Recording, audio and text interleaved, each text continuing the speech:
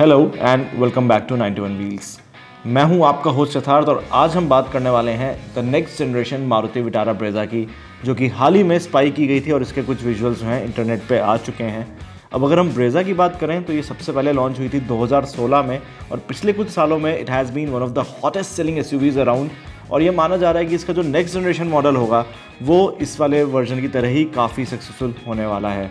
So it's a highly anticipated model. But इससे पहले मैं अपने वीडियो में आगे बढ़ूँ, मैं आपको बता दूं कि हमने ये वीडियो डिवाइड किया है लॉन्च, डिज़ाइन, स्पेक्स और प्राइसिंग में। तो आप सेक्शन वाइज इस वीडियो को देख सकते हैं through the seek bar below. और यही नहीं, अगर आपने अभी तक हमें सब्सक्राइब नहीं किया तो सब्सक्राइब जरूर कर लीजिए और बेल आइकन दबाइए हमारे ऐसी वीडियो अपडेट्स सबसे पहले पाने के लिए।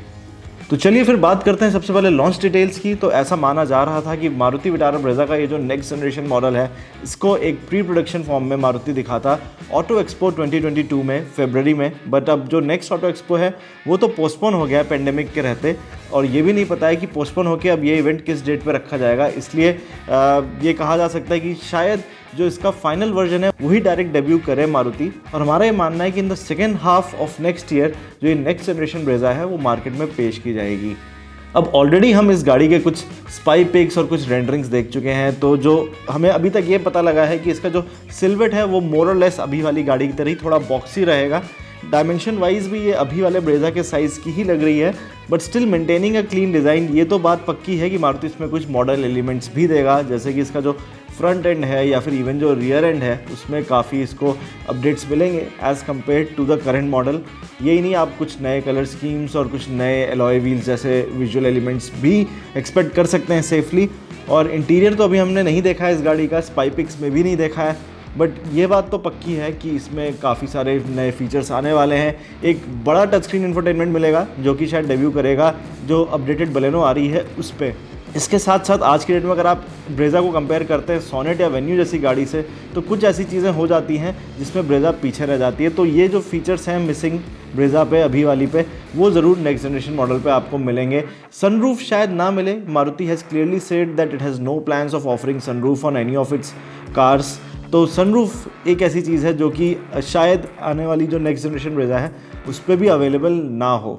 बट जो गाड़ी स्पाई हुई है उसके डायमेंशंस को देख के तो ये साफ अंदाज़ा लगाया जा सकता है कि अभी वाली गाड़ी की तरह ही जो नेक्स्ट जनरेशन ब्रेजा होगी उसमें स्पेस की कमी नहीं रहने वाली है। हमने देखा है कि सोनेट और वेन्यू में कुछ खास स्पेस नहीं है। In fact seating 3 in the rear is a task in itself on the Venue and the sonnet.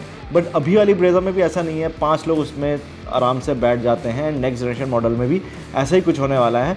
तो स्पेस के मामले में चांसेस आर कि किसी को कोई कंप्लेंट नहीं होने वाली है। अभी की तरह जो आने वाली गाड़ी है उसमें भी आपको अच्छी स्पेस मिलेगी। और फिर नेक्स्ट चलते हैं हम स्पेसिफिकेशंस पे। तो सबसे पहले तो मैं आपको बता दूं कि ब्रेजा पे अभी तक इनका जो हार्टेड प्लेटफॉर्म है मारुति का वो नहीं आया था। कुछ ऐसी गाड़ियां हैं अभी भी मारुति के पोर्टफोलियो में जिनमें ये प्लेटफॉर्म नहीं यूज़ किया जा रहा है, जैसे कि ब्रेजा हुई या सियाज हुई या एस-क्रॉस हुई। बट जो ये नेक्स्ट जनरेशन जो ब्रेजा आने वाली है ये एक हार्टेड प्लेटफॉर्म पे ही बेस्ड होगी, जो कि आपको बलेनो, स्विफ्ट वगैरह में मिलता है। ऑफ कोर्स इसमें काफ़ी रिवीजन्स किए जाएंगे बिकॉज ब्रेजा और स्विफ्ट में या बलेनो में काफ़ी डिफरेंस है। It's a totally different type of vehicle, it's not a hatchback, it's a सब कॉम्पैक्ट एसयूवी। और इसीलिए प्लेटफॉर्म पे कुछ रिवीजन्स करके मारुति जो है अपना hearted light weight modular platform नई ब्रेजा के लिए यूज़ करेगा। और यही नहीं, इस बात के भी बहुत ज़्यादा चांसेस है कि फाइनली मारुति सेफ्टी पे भी काफ़ी ज़्यादा ध्यान देगा। ऑलरेडी जो अभी वाली ब्रेजा है उसको एशियन एनकैप पे 4 स्टार रेटिंग मिल चुकी है, which makes it one of the safest Maruti vehicles on sale today.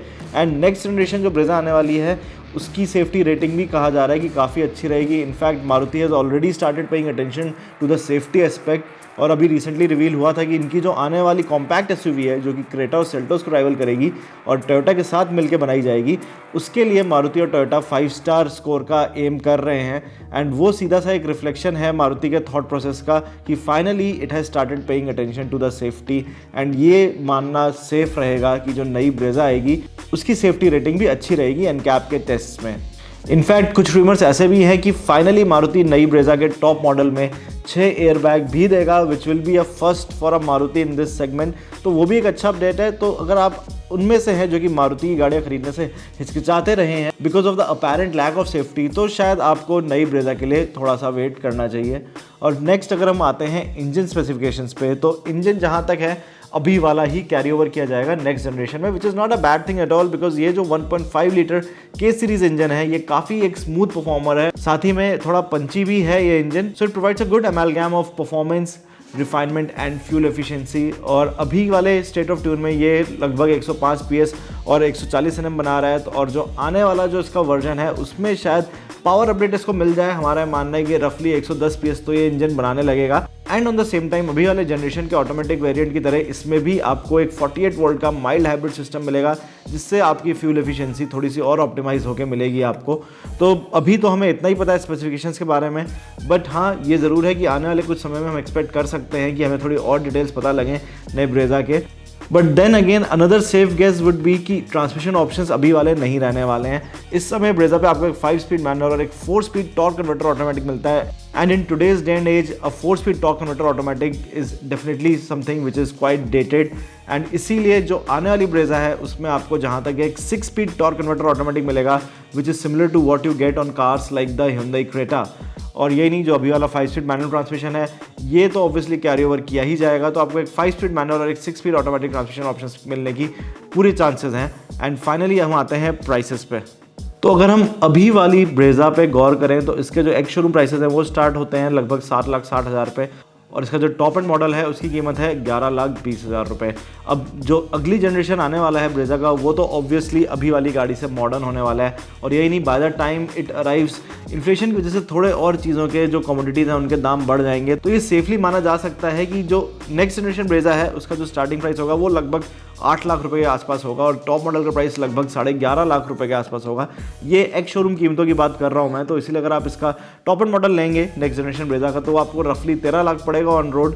And as compare to its rivals like the Venue and the Sonet the pricing would be at par. तो as सच कुछ बहुत महंगी होने नहीं वाली है Brezza, but on the same time इसमें आपको कुछ नए फीचर्स मिलेंगे, कुछ एडिशनल सेफ्टी मिलेगी, कुछ बेटर परफॉर्मेंस मिलेगी। So if you're someone who has been planning to buy the Brezza next year और maybe planning to buy any other sub compact SUV next year, तो शायद आप थोड़ा सा और रुक सकते हैं और नई ब्रेजा का वेट कर सकते हैं। फिलहाल दोस्तों हमारे पास नेक्स्ट जनरेशन ब्रेजा पे इतनी ही इन्फॉर्मेशन है, बट आने वाले टाइम पे जैसे ही इस गाड़ी पे कुछ और इन्फॉर्मेशन पता लगेगी तो मैं आपको एक और वीडियो के थ्रू वो इन्फॉर्मेशन प्रोवाइड जरूर करूंगा। हमारे साथ बने रहिए। अगर आपने इस चैनल को अभी तक हमारे सब्सक्राइब नहीं किया तो सब्सक्राइब जरूर कर लीजिए और बेल आइकन दबाइए हमारे ऐसी वीडियो अपडेट्स सबसे पहले पाने के लिए।